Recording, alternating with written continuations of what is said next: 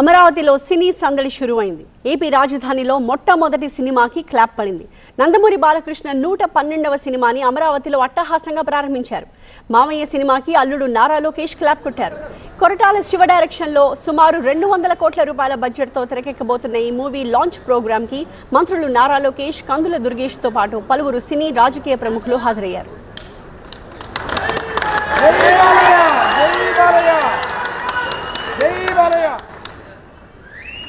భవిష్యత్తులో తెలుగు చలనచిత్ర పరిశ్రమకు విజయవాడ ప్రధాన కేంద్రం కాబోతోందన్నారు నందమూరి బాలకృష్ణ.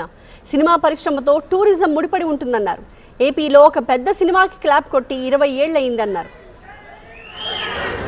ఇక్కడ ఛాంబర్లు అయితేనేమి, ఫెడరేషన్లు అయితేనేమి, కౌన్సిల్ అయితేనేమి, అలాగే అక్కడ తెలంగాణ ఫెడరేషన్, కౌన్సిల్, ఛాంబర్లు అయితేనేమి అందరి సూచనల మేరకు వాళ్ళ సహాయ సహకారాలతో ఇక్కడ కూడా పరిశ్రమను అభివృద్ధి చేస్తాము.